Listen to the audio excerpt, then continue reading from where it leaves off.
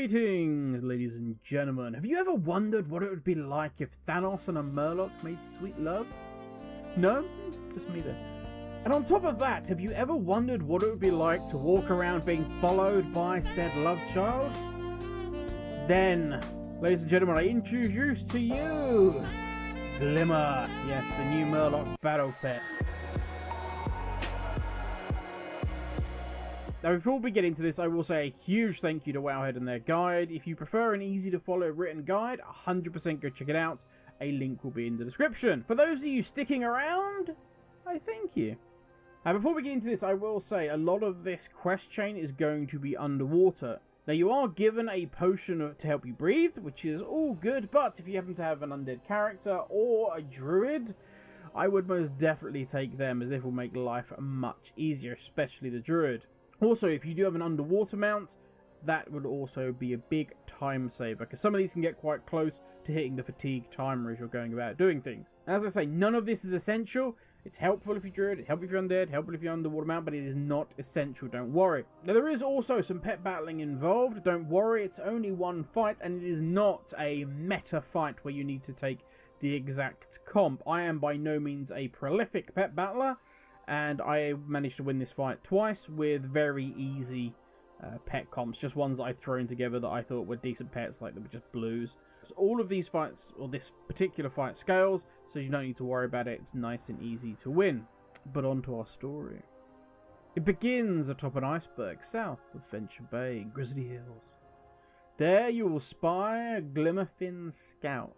Now, if you spot the pet battler before the scout, then just head northwest a little bit further towards the Venture Bay, and you will easily find the scout sat on top of an iceberg. As soon as you get near him, he will run, flee to alert the others, but he will drop a Glimmerfin scale, which starts this whole questline. Now, this needs to be presented to King Murloc.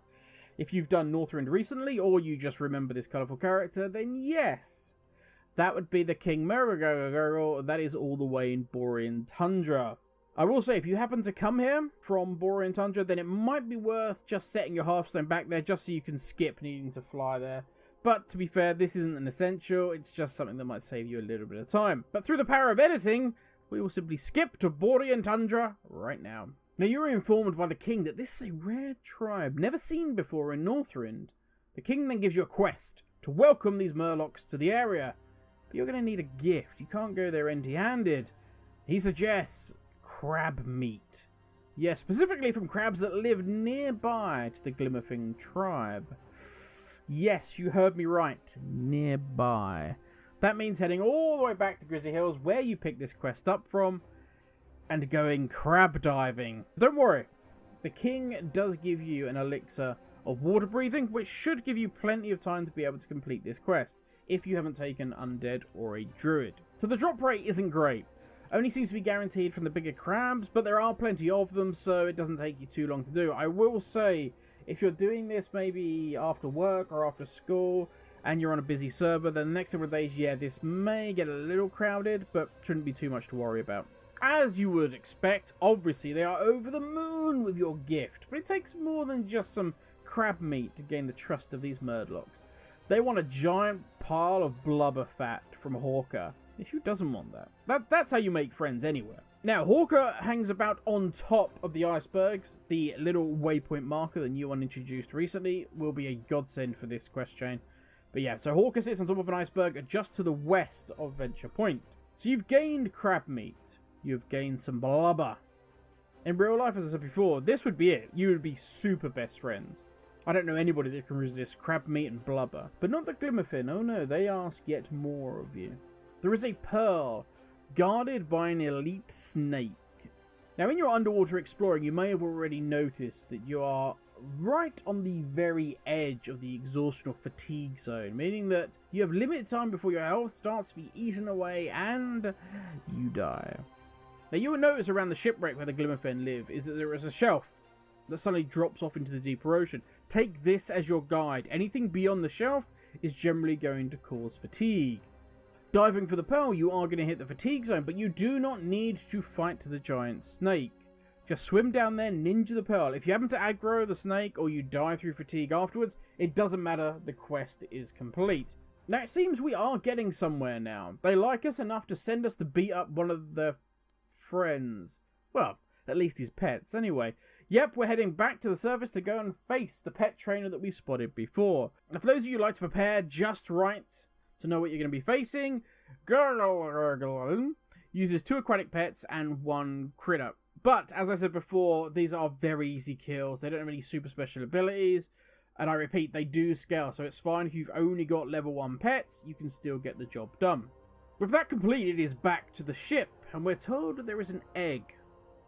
This is a special egg. The Oracle is very protective of this egg. But it requires some special seaweed, 3 in total. Each of these is protected by an electrified plant, so be wary. But the click distance for this seaweed is huge. So you should be able to click on the seaweed in the middle of the electrified algae without any worry whatsoever. But if you do happen to die, bear in mind you're going to be past the shelf again, so fatigue is going to be an issue. Don't worry, you can just easily respawn nearby and run back. It's really not that far. So you have battled crabs. You've killed Hawker for blubber. You've gained a pearl from a snake.